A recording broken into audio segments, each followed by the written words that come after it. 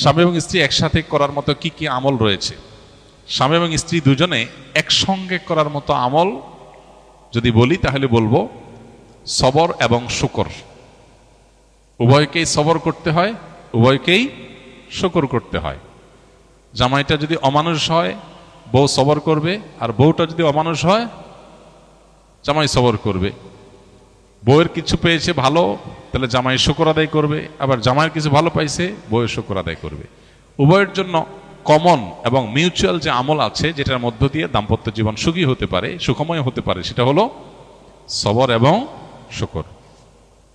এর বাইরে আরো বহু আমল আছে যে আমলগুলো স্বামী স্ত্রী একযোগে করতে পারেন। যেমন সন্তানদের লালন পালন ক্ষেত্রে দ্বীনী তারবিয়ত দেওয়া, আল্লাহ ভীরু মুত্তাকি মানুষ হিসেবে গড়ে তোলা, ইমানদার হিসাবে গড়ে তোলা। এক্ষেত্রে স্বামী এবং স্ত্রীর উভয়ের একযোগে চেষ্টা করার ব্যাপার আছে। উপার্জন হালাল হওয়ার ক্ষেত্রে স্বামী স্ত্রী উভয়ের একযোগে